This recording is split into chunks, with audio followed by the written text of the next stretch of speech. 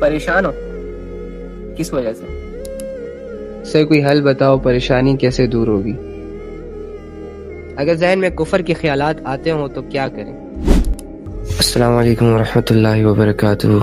امید کرتا ہوں کہ آپ سب خیریت سے ہوں گے، اللہ سے راضی ہوں گے اور اللہ کو راضی کرنے کی کوششوں میں مصروف ہوں گے۔ سے کوئی حل بتاؤ، پریشانی کیسے دور ہوگی؟ ایڈمٹ کیا کریں سچویشن کو، ایکسیپٹ کیا کریں جو بھی حالات آپ کے ارد گرد جنریٹ ہو رہے ہوں، چل رہے ہوں، اینڈ دیٹس اٹ۔ یہ پریشانی ختم کرنے کا سب سے آسان حل ہے۔ اگر آپ سوچتے رہیں گے کہ یار ایسا کیوں ہو رہا ہے، نہیں ہونا چاہیے، آپ کبھی بھی پریشانی سے نکل نہیں سکتے۔ آپ کو کیا لگتا ہے میں جو آپ سے بات کر رہا ہوں نارمل لگ رہا ہوں نا؟ الحمدللہ ایسے ہی رہتا ہوں میں، تو کیا میری زندگی میں پریشانیاں نہیں ہیں؟ آپ کو کیا لگتا ہے جو بڑے بڑے اسکالرز آپ کو موٹیویٹ کر رہے ہیں، کیا ان کی زندگی میں پریشانیاں نہیں ہیں؟ یہ تو میں آج کل کی مثال دے رہا ہوں، اچھا چھوڑو یہ چیزیں۔ کیا نبی صلی اللہ علیہ وآلہ وسلم اتنی عظیم ہستی ہونے کے باوجود،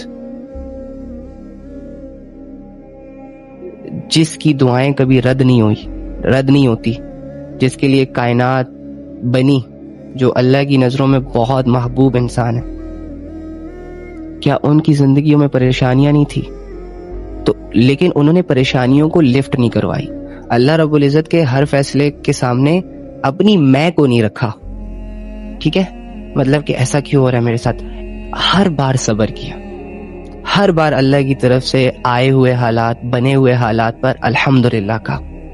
اور یہ چیز اگر آپ بھی فالو کریں گے تو ٹرسٹ می، کوئی بھی پریشانی آپ کو پریشانی لگے گی نہیں۔ آپ کی پریشانی کیا ہوگی؟ زیادہ سے زیادہ کسی نے چھوڑ دیا ہوگا، کسی نے 2 تھپڑ مار دیے ہوں گے، کسی نے ہرٹ کر دیا ہوگا، کسی نے دھوکہ دے دیا ہوگا، آپ کی اولاد شاید، اگر اولاد ہے تو چلو اولاد نافرمان ہو گئی ہوگی، اگر آپ شادی شدہ ہیں تو چلو ہسبینڈ یا وائف کے جھگڑے چل رہے ہوں گے، یا ماں باپ آپ کو ٹونٹ کر رہے ہوں گے، یا آپ کی کوئی جاب نہیں ہوگی۔ کیا ہے مسئلہ آپ کا بھائی؟ یہ کوئی مسئلہ ہے ہی نہیں۔ ایمان کی دولت ملنے کے بعد، اللہ کا نام لینے کے بعد، اور جنت اور جہنم کا تعارف ہو جانے کے بعد، اور نبی صلی اللہ علیہ وآلہ وسلم کے امتی کا احساس ہو جانے کے بعد، دنیاوی کسی بھی سچویشن کی پرواہ ہمارے ساتھ سوٹ نہیں کرتی۔ ہمارا ایک ہی مقصد ہونا چاہیے، اور وہ ہے اسٹریٹ فارورڈ سا، میرا فوکس اللہ پہ ہے۔ اللہ تو کہیں میرے اعمال کی وجہ سے اللہ اور میرا تعلق ڈسٹرب تو نہیں ہو رہا نا؟ Okay fine. اگر اور پریشانیوں پر صبر کرنے کی وجہ سے میرے اور اللہ کے تعلق میں ڈیولپمنٹ آ رہی ہے، سو اس پہ مجھے خوش ہونا چاہیے، اینڈ دیٹس اٹ۔ میرا اور تمہارا زندگی کا ایک ہی کرائیٹیریا ہے کہ ہر حال میں اللہ کو راضی رکھنا۔ اب میں آپ کو ایک ایسی مثال دینے والا ہوں کہ اگر آپ سمجھ گئے نا تو آپ اپنی زندگی کے سارے مسئلوں کو بھول جائیں گے۔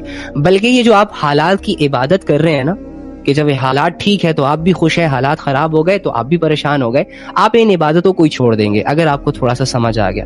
اب میری ایک بات سنیں، جو دنیاوی پرابلم، جو دنیاوی چھن چھبیلے آپ لوگوں کی زندگیوں میں ایڈ ہوتے ہیں، جس کی وجہ سے آپ سٹریس بھی ہو جاتے ہو، انزائٹی بھی آپ کو گھیر لیتی ہے، پینک بھی ہو جاتے ہو، ٹھیک ہے، پریشان رہتے ہو، گمسم ہو جاتے ہو، اچھے بھلے انسان ہوتے ہو، اتنے میچور ہوتے ہو، اتنے سینسیبل ہوتے ہو، اتنے گڈ لکنگ ہوتے ہو، اتنے اچھی پرسنالٹی کے مالک ہوتے ہو، اتنی صلاحیتوں کے مالک ہوتے ہو، لیکن جیسے ہی زندگی آپ کو تھوڑا سا ڈچ کرتی ہے، آپ ساری پازیٹیوٹی بھول جاتے ہو، آپ اپنے آپ کو ایک نیگیٹو سا انسان بنا کر اپنی زندگی کو چہرے لٹکا کر جی رہے ہوتے ہو، جس کی وجہ سے گڈ تھنگز بھی آپ پر، اچھی چیزیں بھی آپ پر حاوی ہونا شروع ہو جاتی ہے۔ آپ کا کسی چیز میں دل نہیں لگتا، آپ کسی سے بات کرنے کے لائق نہیں رہتے، آپ کہیں جاتے نہیں ہیں، کہیں آتے نہیں ہیں، سٹک ہو جاتے ہیں دنیاوی حالات کی وجہ سے۔ اب دنیاوی حالات میں ہر پرابلم ہے، ہر سچویشن ہے، ہر کرٹیکل تھنگ ہے، اوکے فائن۔ حضرت بلال رضی اللہ تعالیٰ عنہ غلام ہے، ان کی زندگیوں میں آلریڈی غلامی والا ایک سب سے بڑا مسائل ہے۔ آپ کو کسی نے غلام نہیں بنایا ہوا، ٹھیک ہے، آپ تو آزاد ہیں، گھومتے ہیں، پھرتے ہیں، کھاتے ہیں، پیتے ہیں، 2 باتیں کوئی سنائے تو آگے سے 4 باتیں بھی سناتے ہیں۔ حضرت بلال آلریڈی مسائل میں کہ وہ رات دن کسی کی غلامی میں۔ حضرت بلال رضی اللہ تعالیٰ عنہ نبی کے صحابی، ٹھیک ہے، اوکے، ایمان سے پہلے بھی پرابلمز، غلامی کی زندگی، سکون تباہ، چین تباہ۔ ایمان کے بعد جو حالات آیا وہ دیکھیں کہ جیسے ہی حضرت بلال رضی اللہ تعالیٰ عنہ نے اللہ کا اقرار کیا, نبی صلی اللہ علیہ وآلہ وسلم پر ایمان لایا. اب اگر سوچا جائے تو یہ تو ایسی چیز ہے کہ ایک بندہ مسلمان ہو گیا ہے, ایک بندہ اللہ کے نبی کی بات مان رہا ہے, اپنی آخرت کے فیصلے کر رہا ہے, تو یہ تو اپریشیٹ کرنے والی بات ہے نا. اب ایکسپیکٹیشن تو بلال رضی اللہ تعالیٰ عنہ نے یہ کی ہوں گی نا کہ اب میں کامیاب ہو گیا, لیکن ان پر زندگی کون سے حالات لے آئے کہ لوگوں نے اسے لٹا دیا ریتلی زمین پر دھوپ میں, اور لوگ اسے کوڑے مار رہے ہیں اور اس سے یہ ڈیمانڈ کر رہے ہیں کہ جو اچھا فیصلہ تم نے کیا نا اسے چھوڑ دو. یعنی جو چیز اپریشیٹ کرنے کے لائق ہے اس کو ایکسپٹ کرنے کے بعد آپ پر زندگی اور تنگ ہو جائے اور پھر بھی آپ ڈٹے رہیں, ثابت قدم رہیں.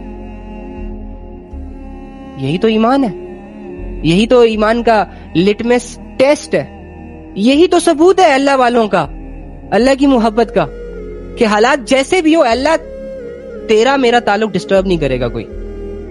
میں سٹل نمازیں پڑھوں گا چاہے میں خوش ہوں چاہے میں پریشان ہوں, میں سٹل علم کو سیکھتا رہوں گا چاہے حالات برے ہوں چاہے حالات اچھے ہوں. I don't damn care about ان حالات وغیرہ, میرا لینا دینا نہیں ہے حالات سے. میں حالات کی عبادت نہیں کرتا, میں اللہ کی عبادت کرتا ہوں. I don't damn care کہ لوگ جو میرے ساتھ جڑے ہیں, جو میرے اپنے ہیں, جو میرے پرائے ہیں, جو میرے ارد گرد ہیں, وہ میرے ساتھ لائل ہیں, سنسیئر ہیں, میرا اچھا سوچتے ہیں, یا وہ میرے دشمن ہیں, میرے پیٹھ پیچھے بولتے ہیں, مجھے کمزور کرنے کے فراق میں. I don't damn care. بھائی میرا اسٹریٹ فارورڈ سا پاتھ ہے, اللہ میں, اینڈ دیٹس اٹ. پرابلمز آ رہی ہے, اوکے فائن, فیس کریں گے بھائی. زندگی دھکے مارے گی, فٹ بال بن جاؤں گا, کوئی یہاں سے ہٹ کرے گا, کوئی وہاں سے ہٹ کرے گا, اوکے فائن, کوئی مسئلہ نہیں. اللہ تو ناراض نہیں ہے نا میری اس حالت پر جو لوگوں نے بنا دی, میری وہ سچویشن جس میں میں اندر ہی اندر سے مر رہا ہوں, میرا دم گھٹ رہا ہے, لیکن سٹل میں تیرے ساتھ ہوں, میں تیرے سے راضی ہوں. آپ تو راضی ہے نا, تو یہ چیز میرے دل کو سکون دینی چاہیے, کیونکہ میں تیری عبادت کرتا ہوں یار, اب حالات کی عبادت نہیں کرتا. بات ختم. کیا پریشان ہو یار, اللہ کے بندو, بزدل نہ بنو, ہمت والے بنو.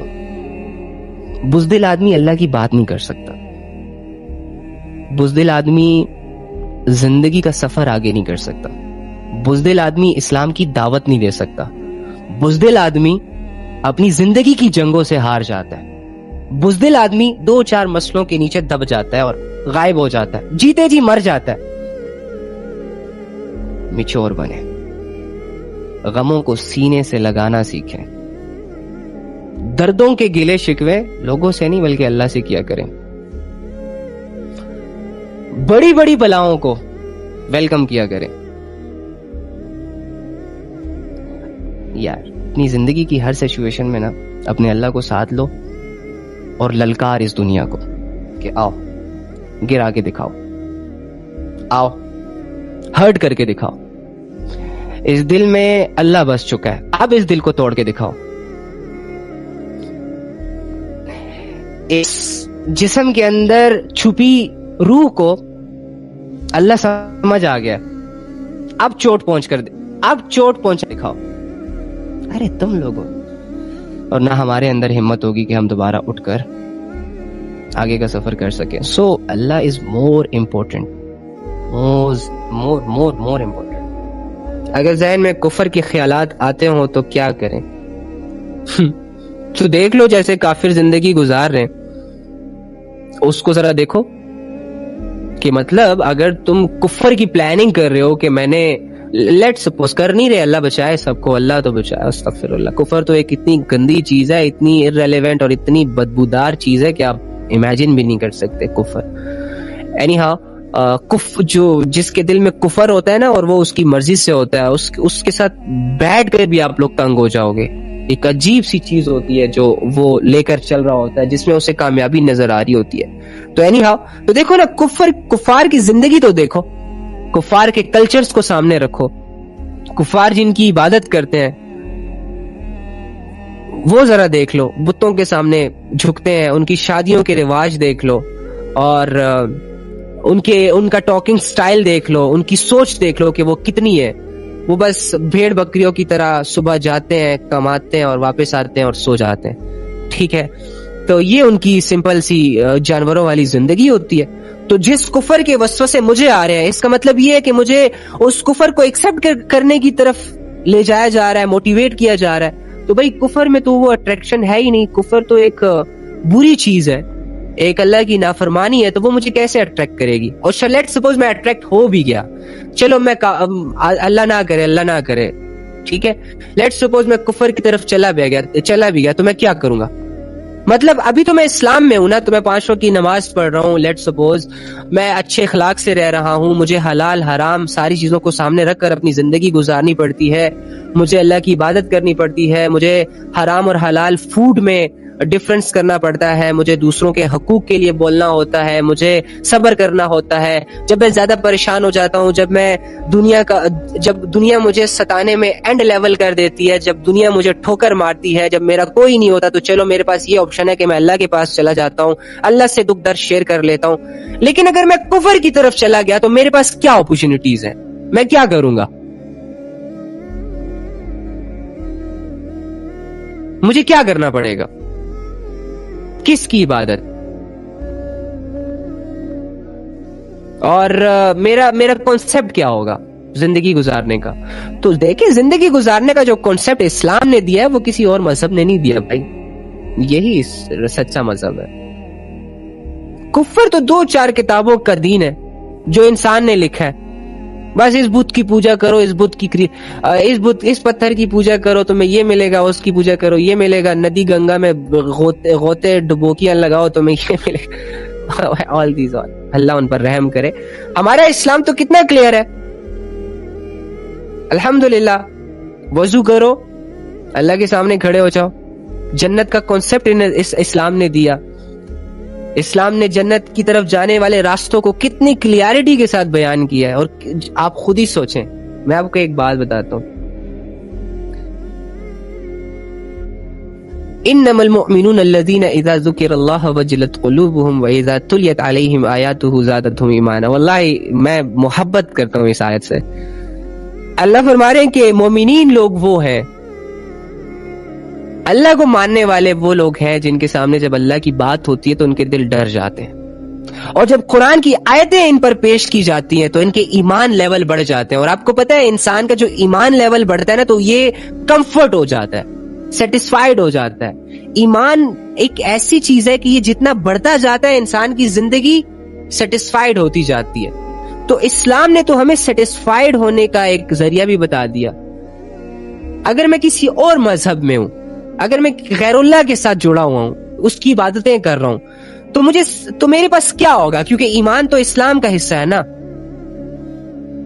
ایمان تو کسی اور مذہب کا حصہ نہیں ہے. اور ایمان ہی میرے دل کو ریلائبل رکھتا ہے، ایمان ہی مجھے آخرت کی تیاری کرنے پر ابھارتا ہے، ایمان ہی میرے دل کو نرم رکھتا ہے. تو اگر میں کسی اور مذہب میں چلا گیا، پھر تو یہ ایمان ضائع ہو جائے گا. پھر میں نرمی کہاں سے لاؤں گا وہ دل کی؟ پھر میں عبادت کرنے کے لیے وہ جو اندر سے انسان کو تنگی فیل ہوتی ہے کہ کیوں نہیں کر رہے عبادت، جاؤ ضروری ہے، کیوں سکپ کر رہے ہو، یہ باتیں آنا تو بند ہو جائیں گی. پھر تو ضمیر مار دے گا مجھے اندر ہی اندر سے. تو بھائی اللہ رب العزت بہت کلیئر ہیں الحمدللہ. اسلام نے ایسی کنفیوژنز کو دور کیا نا انسان کی، کہ باقی کسی مذہب نے نہیں کیا. شکر کریں کہ الحمدللہ اللہ تعالیٰ نے آپ کو اسلام جیسا مذہب دیا. ہاں، جو وسوسے آ رہے ہیں اس کا ایک ریزن ہے، میں بتاتا ہوں. میں کل پڑھ رہا تھا کہ جب آپ اللہ کے راستے پہ نکلو گے، جب آپ اللہ کے راستے پہ چلو گے، تبھی آپ کے راستے پہ شیطان آئے گا. آپ کے لیے چیزیں مشکل ہو جائیں گی، آپ کا دل نہیں کرے گا، آپ سستیوں کے حوالے ہو جاؤ گے، آپ تھکے ہوئے فیل کریں گے، چھوٹی چھوٹی چیزوں میں پریشان ہونا سٹارٹ ہو جائیں گے، آپ کی ایکسپیکٹیشن جو ہیں وہ ہرٹ ہوں گی، اور لوگ آپ کو اپریشیٹ بھی نہیں کریں گے، لوگ آپ کو عزت بھی نہیں دیں گے، کیونکہ آپ اللہ کے راستے میں ہیں نا. تو اللہ کے راستے میں یہ ساری چیزیں فیس کرنی پڑتی ہیں. آپ کو لگژری لائف بھی سم ٹائمز نہیں مل سکے گی. کیوں؟ کیونکہ اللہ رب العزت آزمائشوں سے اور پریشانیوں سے اور ان ساری چیزوں سے انسان کی ٹریننگ کرتا ہے, انسان کے ظرف کو, انسان کے صبر کو, انسان کے حوصلے کو بڑھاتا ہے. ٹھیک ہے, تو ظاہری سی بات ہے پھر یہ ٹریننگ تو کرنی پڑے گی.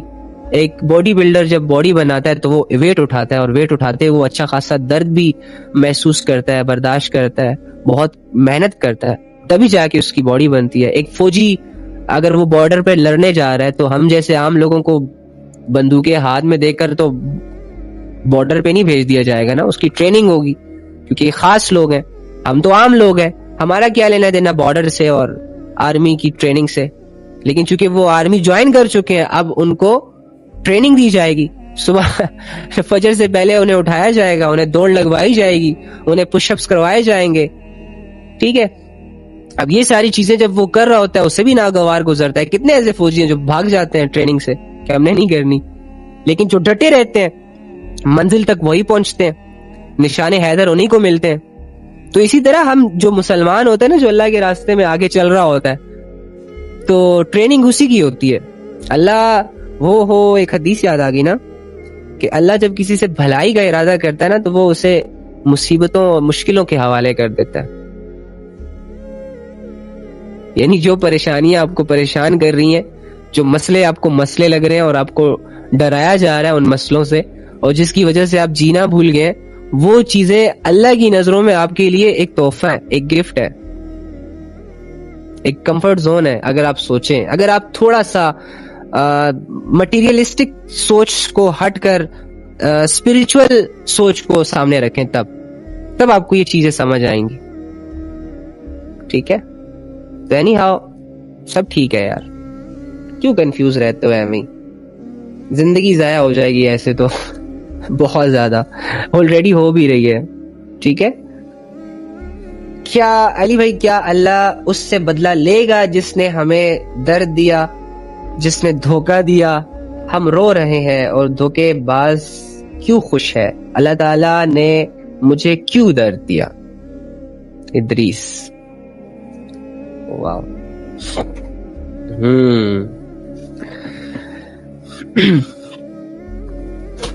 یار دیکھو, کچھ راستے ایسے, اب یہ بہت بڑا ٹاپک ہے نا, میں آپ کو کیسے بتاؤں اس دو چیزوں میں. اگر آپ شارٹ کٹ جاننا چاہ رہے ہو تو ہاں بھائی, جس کے ساتھ کوئی برائی کی ہے, دھوکہ دیا ہے, جھوٹ بولا ہے, غیبت کی ہے, بدگمانی جنریٹ کی ہے اس کے خلاف, تو اللہ رب العزت اس سے بدلہ لے گا. ٹھیک ہے, اور وہ بدلہ کتابوں میں مختلف طریقوں سے بھی آ سکتا ہے کہ ایک انسان ہوگا وہ پہاڑوں جتنی نیکیاں لے کر آئے گا, لیکن ایک آ جائے گا اس کا حق لیا ہوگا, دوسرے کا قرض دینا ہوگا, تیسرے کی غیبت کی ہوگی, تو وہ اس کے اعمال نامے سے اس کی نیکیاں لے کر جائیں گے. اور پھر ایک اینڈ لیول یہ بھی آتا ہے کہ جب اس کے پاس نیکیاں ختم ہو جائیں گی تو پھر لوگ اپنے گناہ اس پر تھوپ دیں گے. تو بدلہ تو لیا جائے گا, حساب کتاب تو ہوگا ہی ہوگا. لیکن میں آپ کو ایک بات بتاتا ہوں, ہمیں دھوکہ کب ملتا ہے, اسپیشلی آج کل کے جو دھوکے ہیں.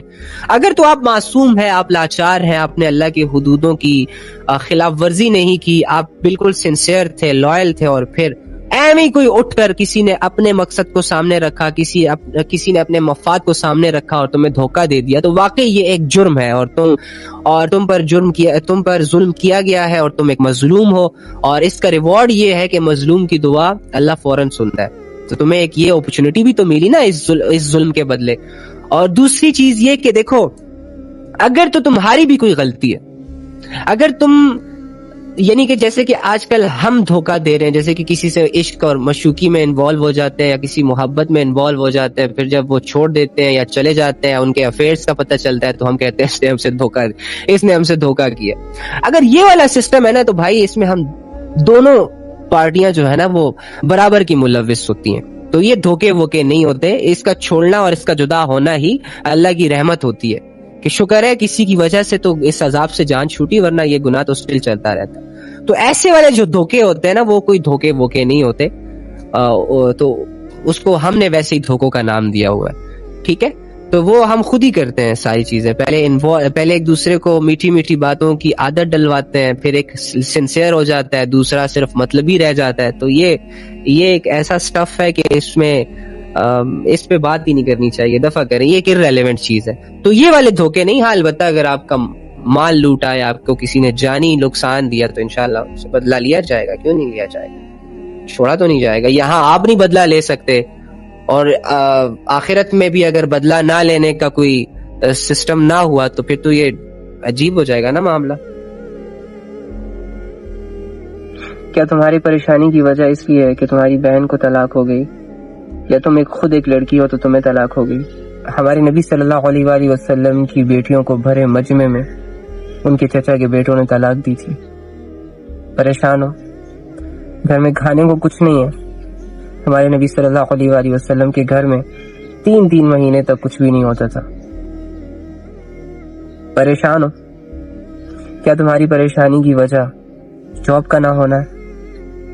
تمہارا بزنس نہیں چل رہا؟